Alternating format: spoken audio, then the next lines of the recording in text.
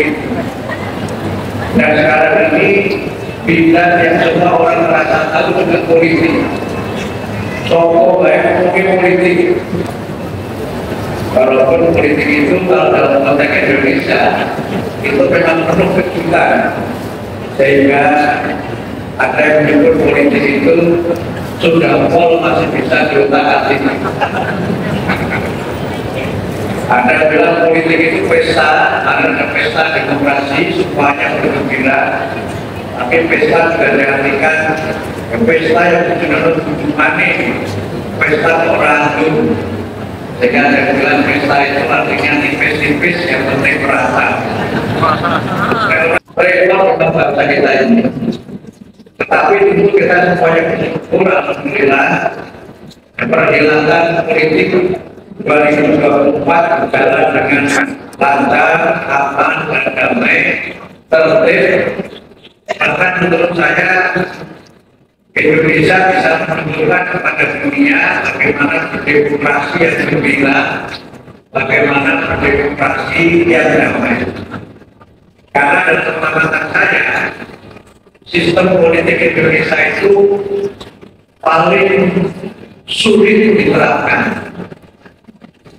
Kan menyebut ada 3 kambing demokrasi di dunia.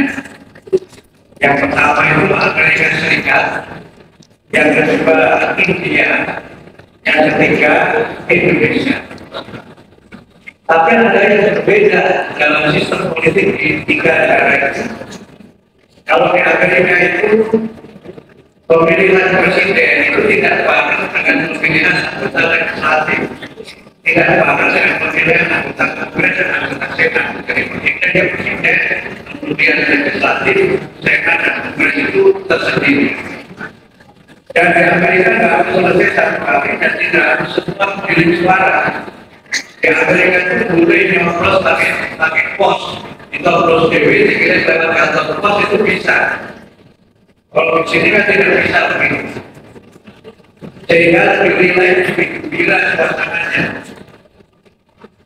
Yang kedua, intinya itu sekarang sedang berlangsung prosesnya. Itu pemilihan ketika satu hari. Pemilu di India itu per negara bagian dan pemilunya bisa bulan-bulan jadi enak pemilunya itu.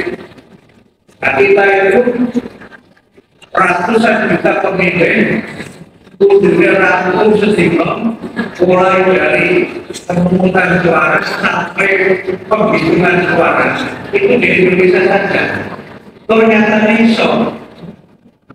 Nah, saya terbayangkan kalau misalnya nanti masuki DPD atau ketua DPD dengan saya usul nanti kalau undang-undang pemilu itu dirubah, maka pemilunya jangan satu hari tapi berhari-hari saja. Mungkin seperti Pak Polisi yang korupsi itu saja ganjil kita begitu. Ganjil kita maksudnya yang lahir tahun ganjil, yang terus hari ganjil, yang lahir tahun genap, yang terus tahun genap. Saya kira mungkin itu lebih ringan ya, dan tentunya gampang. Saya kemarin ganjil kita publik itu ternyata lancar.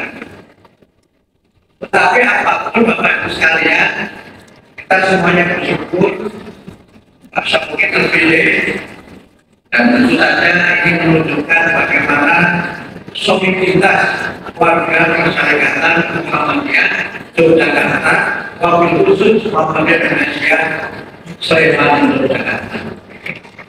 Kata kita kalau sampai Pak Syawki yang resmi direkomendasi PBB tidak terpilih, apa katanya? Walaupun mungkin suara Pak Syawki yang 300.000 itu masih kalah oleh Kumeng. Dan suaranya jelas itu suaranya terbanyak di Indonesia itu. Padahal Kumeng itu modalnya cuma 1, hanya Kumeng.